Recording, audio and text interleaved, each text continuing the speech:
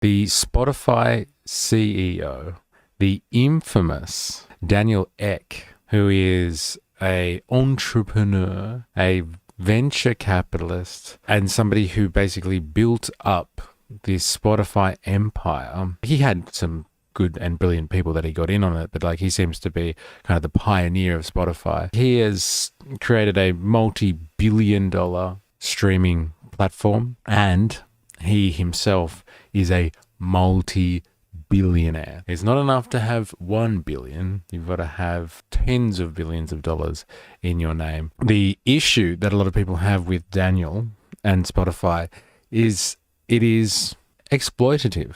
Spotify doesn't pay a lot in terms of handing out royalties to artists. But the question that I've posed to people is this idea of whether or not your playlist is planning to kill you. Your playlist may be helping fund some very, very dark activities.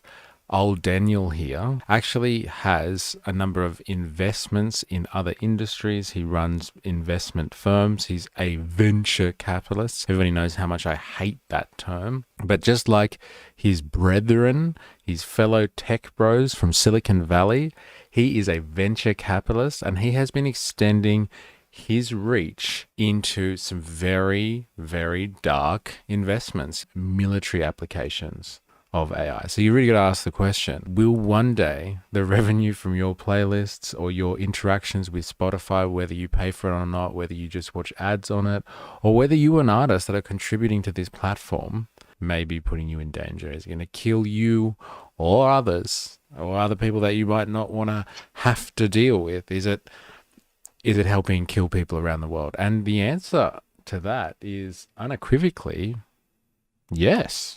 European AI defense startup Helsing. What a sick name, right? Doesn't that sound like a hardcore AI startup? Raises 694 million in funding, led by Spotify founder Daniel Ek. So Helsing, a Munich, German-based AI defense startup, has secured 600 million euros, 693 million in fresh funding, making it one of the largest rounds for a company in this sector, in the AI defense sector. I love the word defense. Like, talk about George Orwell's doublethink language. Why don't they just say what it is? It's military software. It's going to be used to kill people, not to defend you, but we'll get into how they frame the language shortly. But the round was led by Prima Materia. So that is the investment firm that good old Daniel Ek runs and owns. The investment firm co-founded by Spotify CEO Daniel Ek, who also chairs Helsing. He's a chair. He's on the board of, he's not just giving them money.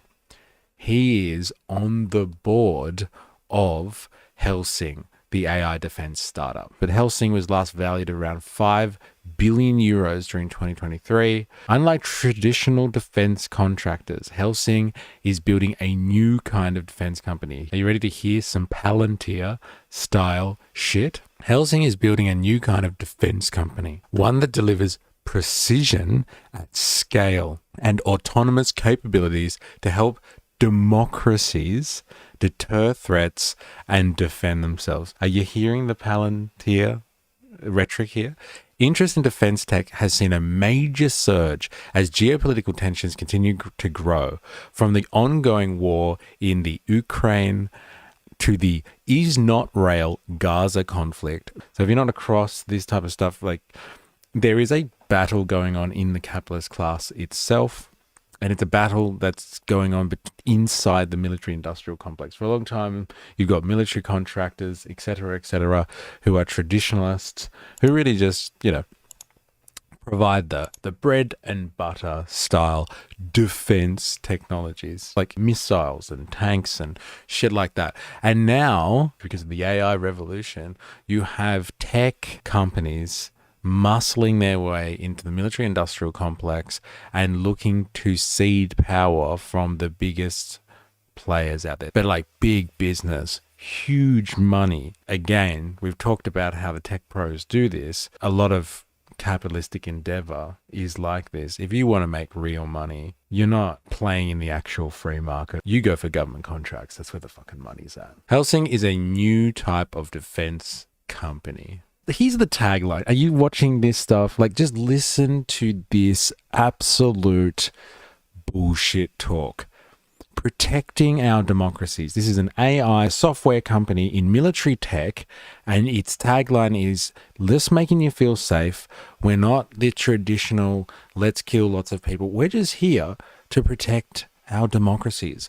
Helsing is a new type of defense company. We will provide precision, mass, and autonomous capabilities to democracies. So we're not going to go give this stuff to Russia. We're not going to help out China. Hell no. We're not going to go to Iran. Don't worry. Helsing is here to help democracies so they can deter and protect. This is the language. It is sea, air, land. Our mission and purpose is to attain technological leadership so that democratic societies are free to make sovereign decisions and control their ethical standards.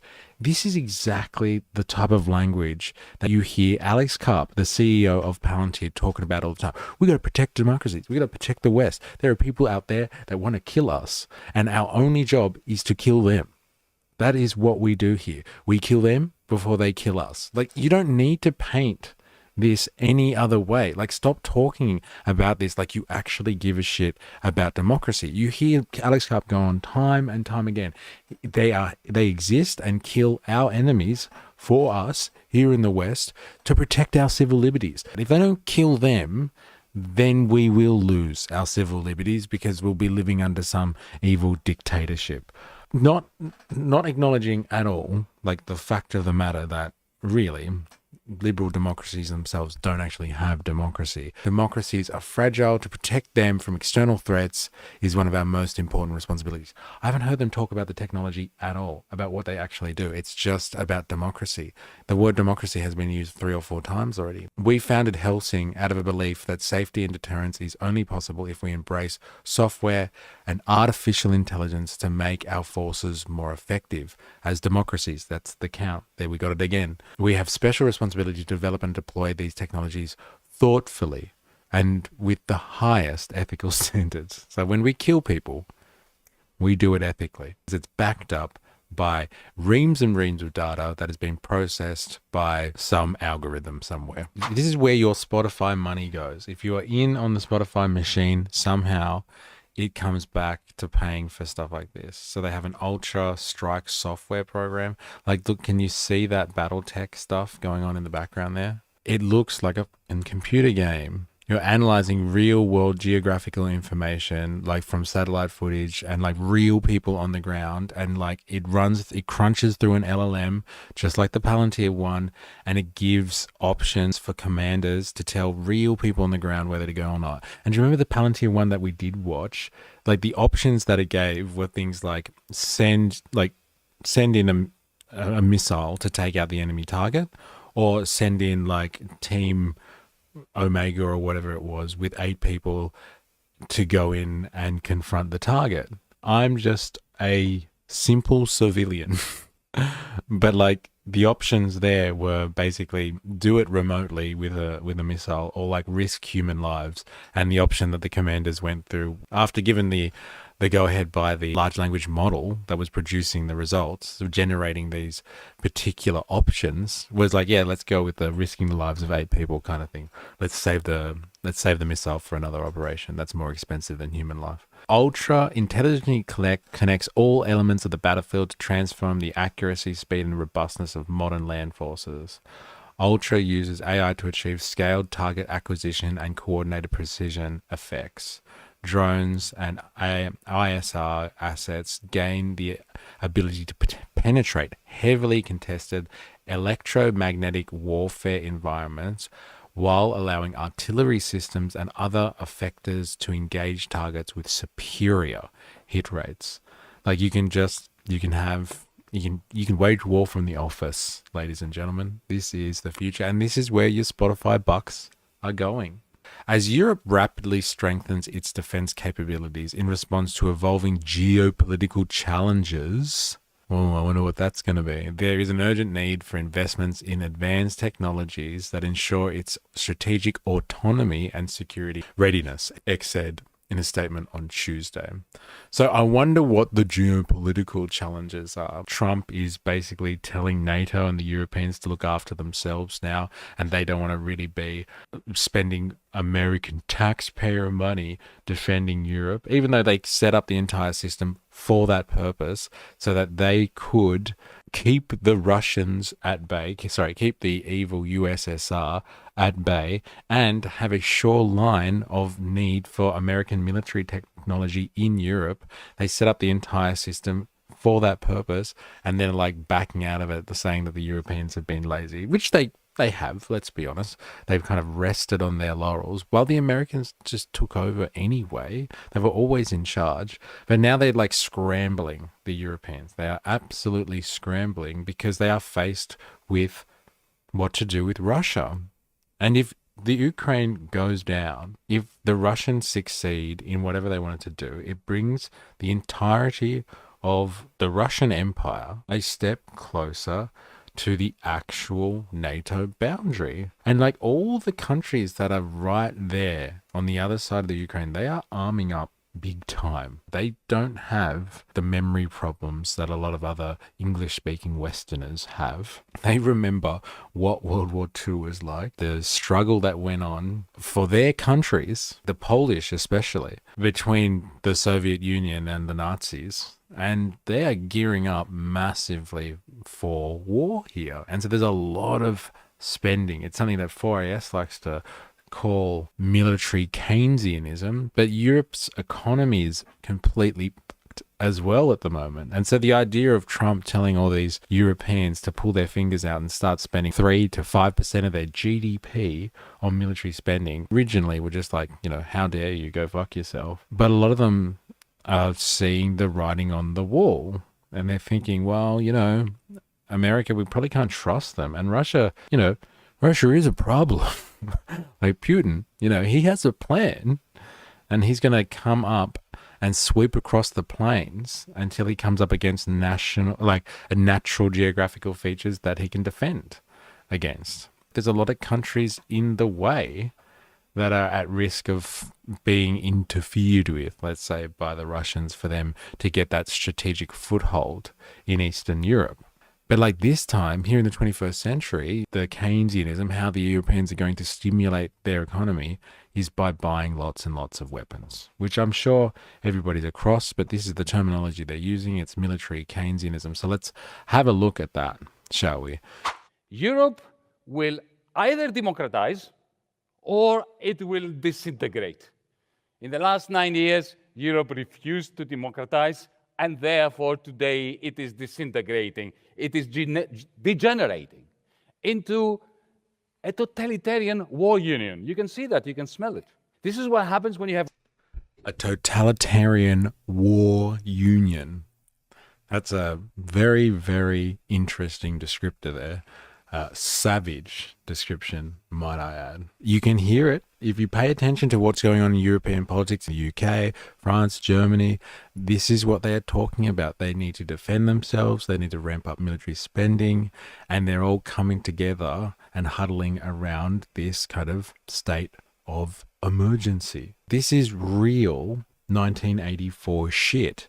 The world is splitting into little regions that are at war with one another. And the regional context here is Western Europe is coming together to spend a lot of their money on military spending, hoping that's going to stimulate the economy. But where's that going to go? It's just going to go into the pockets of people that are associated already with the military industrial complex and people that are now associated with the tech sector. Tech bros with extra cash merging with the military industrial complex because AI is the future, apparently. And the other thing that software does really well, if you want to use the word totalitarian, is surveillance. And so not only will this software control all of the means of raining death upon us all, but it'll also be able to control us by watching everything that we do. austerity for the many and money printing as if there is no tomorrow for the very few, mixed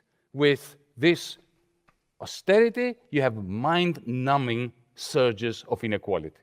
Every time capitalism stagnates and inequality surges, while the official left joins the center in a futile attempt to bail out the bankrupt liberal establishment. Do you know what is around the corner every time that happens? Fascism and war. The only substantive difference between the 1930s and our times today, do you know what it is? Tweedledum, that is the radicalized totalitarian centrists, and Tweedledee, the radicalized neo-fascist parties, they have traded places when it comes to war. Somehow, confusingly, Tweedledum, the radicalized totalitarian centrists who are weaponizing military Keynesianism, are crying out for more war, for an endless war. And the Tweedledee part of the equation, the radicalized neo-fascists, they are advocating for peace. Well, a very steely, very ruthless, very chilling form of peace. This is a very, Giannis is so good, isn't he? He's everybody's favorite professor, that is. I love to sit in on one of his lectures. This is a very interesting inversion of what is really happening on world politics right now. He's talking about the centrist parties, the centrists of Europe. They might seem like they're on the left side of politics, but like the main economic driving ones of Western Europe, they have centrist governments that are in power, people that have usually been employed by the corporate cabal that really runs your nation's economic interests, has a group that are supposed to stabilize things. The centrist politicians out there, they're supposed to keep the economy good for business. And these are the ones that are advocating for war. They want military spending because they know that they're going to have to enter into the theater at some point. And yeah, he's right. There are right-wing elements, like in Germany, who are just like, no, we don't want wars. And you've got Trump and MAGA supporters at home, and they're just like, yeah, pull us all out of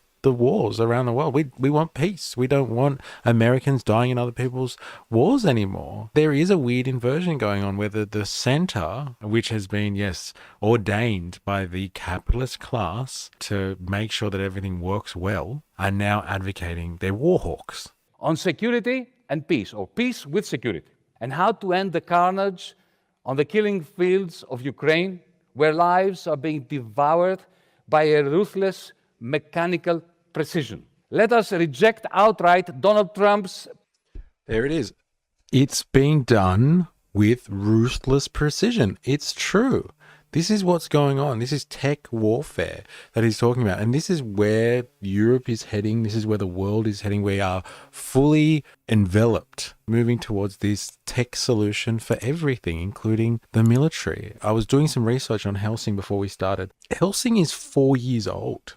This is not a company like Lockheed Martin or Raytheon that has been around for a century, servicing the American state, providing them proper military hardware. But like what we're moving towards here is just creating more precise ways to kill people with existing hardware.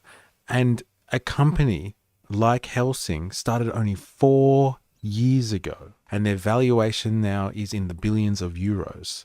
This is where they think that the future is. And it's military Keynesianism because they believe that this is going to be the thing that, kickstarts the economy. Let's just pump as much money. But all of these corporations in classic, neoliberal style, these corporations are multinational and they've got big tech bros behind them. And they're not going to invest in the local economies. And they're not going to be taking local workers to do this stuff. A lot of the AI and the tech firms that supplant themselves on top of the existing military industrial complex don't add jobs. They're not manufacturing.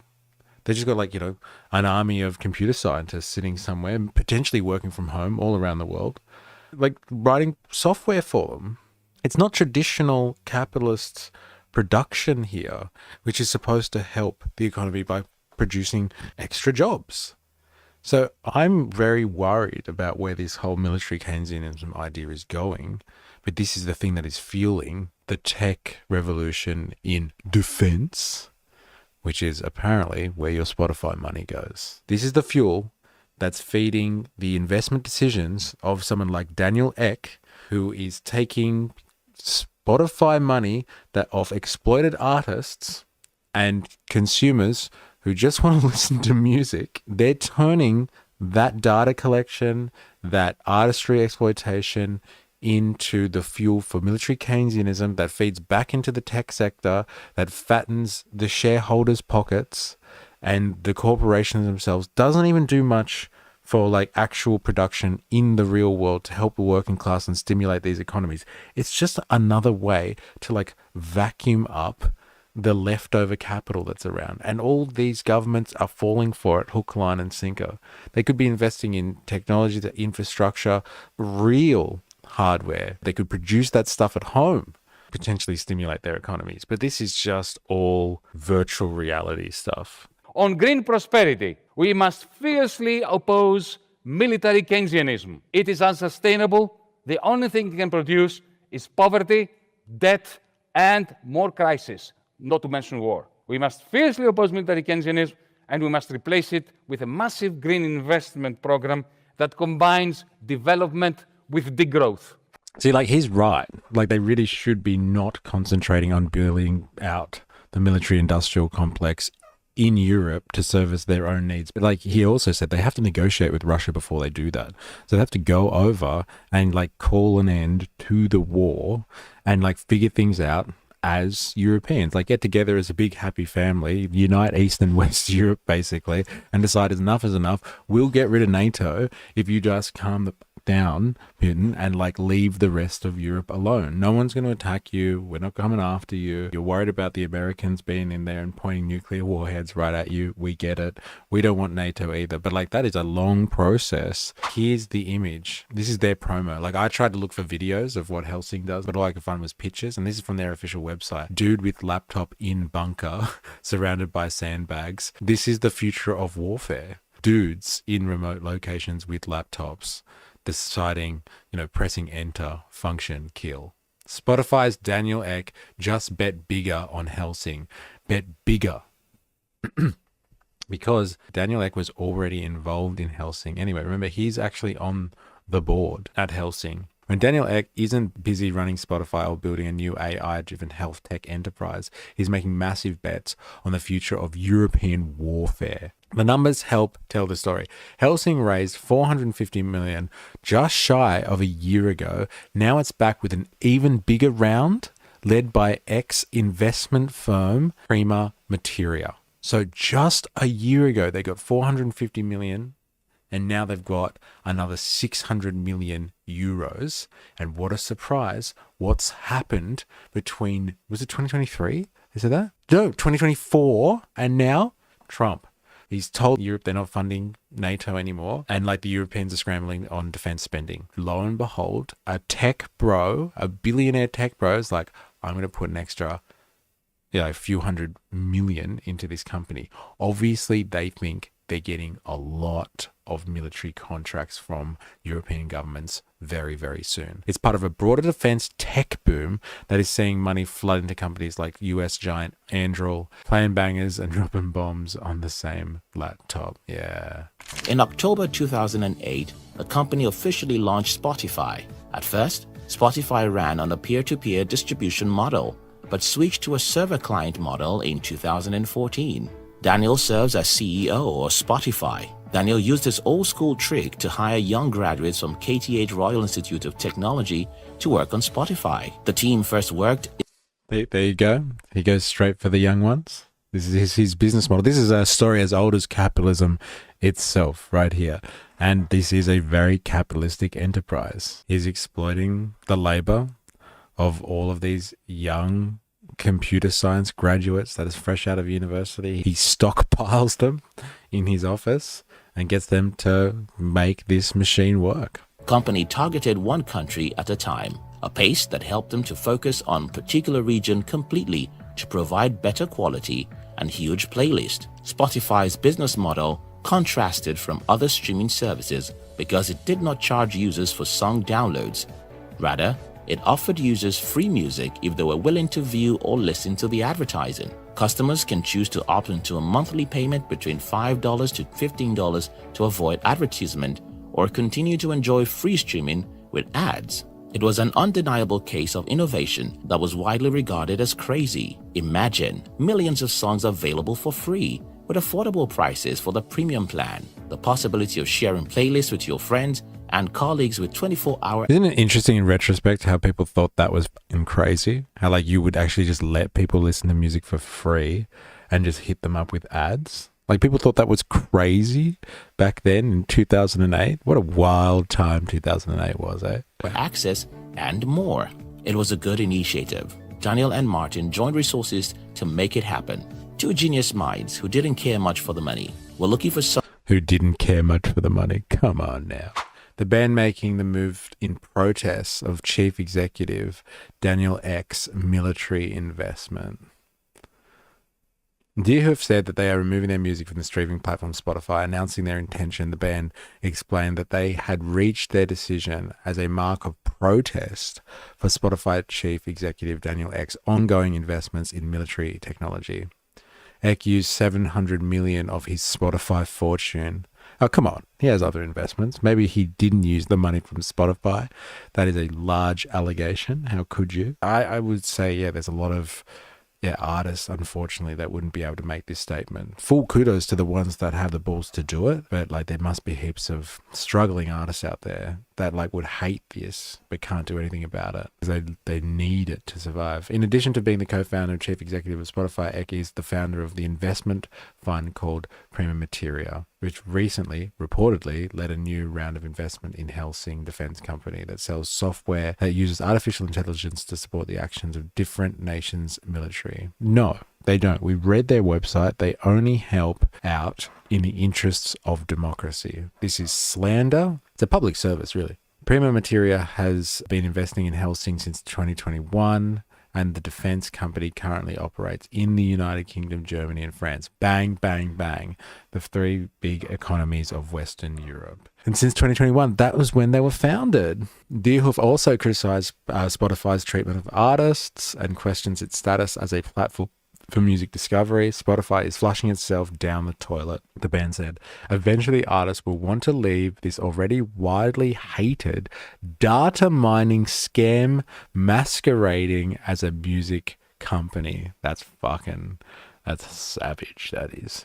Spotify's CEO and founder, Daniel Ek, he's been pumping more hundreds of millions of dollars into a company called Helsing, which is a German-based AI defense tech company, which started only 4 years ago. It's worth billions of dollars, 12 billion euros as per one evaluation. 4 years old, and Daniel Ek sits on the board. I think he's chairman. And he's already spent hundreds of millions of dollars on this company anyway. And the claim is, the allegations is that he is using the money he has got from exploiting artists all over the world to build his platform, Spotify. And he's using that money to become a merchant of death. Somebody who's involved in the military industrial complex that is growing in Europe at the moment as a response to the rise of Trump 2.0, who is threatening the European nations that they don't pay enough to support NATO and their own defense spending. And so in the heat of this geopolitical tension, we have a rise in what Boyas loves to call, and it's a great term, military Keynesianism, because the European economy is pretty screwed up at the moment anyway, and so they're looking to find a way to stimulate the economy, and they can't do it through, it would seem, entrepreneurial tactics that are traditional, like developing an industry and developing in local infrastructure. So they're turning to investment in the military to help pump up and prop up their economies. And in the heat of this military Keynesianism, you have someone, a visionary like Daniel Ek, who's like, ooh, I can see there is a lot of European governments that are going to be spending big time on military contracts to private companies, and the future is all in the AI space, And so not only has he had the foresight to invest in them already, he's pumping them up even bigger, so they're going to be able to service the UK, which they're already doing, France and Germany, the three biggest economies in the Western European scene. He's going to pump this company up so it's able to reap the benefit of all these government contracts. This is like European Palantir. And this visionary, again, Daniel Ek, has the ability to do this because he's arguably been exploiting artists from around the globe for 17 years now, extracting value off the top of them and using data surveillance technology through Spotify to reap ad revenue on his consumer base and modify their behavior as well, like a true surveillance capitalist. And all of those proceeds now, or a big portion of them, are helping develop technologies that are going to just kill lots of people, pretty much working people. Let's be honest. They're the type of people that really die in warfare all around the world. It's not the rich. My playlist only kills the silence. And let it stay that way, Avalava. Here is hoping that your playlist will only ever kill silence, or just be a killer playlist, like in the sense of it being sensational, and only in that sense. Remember, I am, you are, we are a mystery.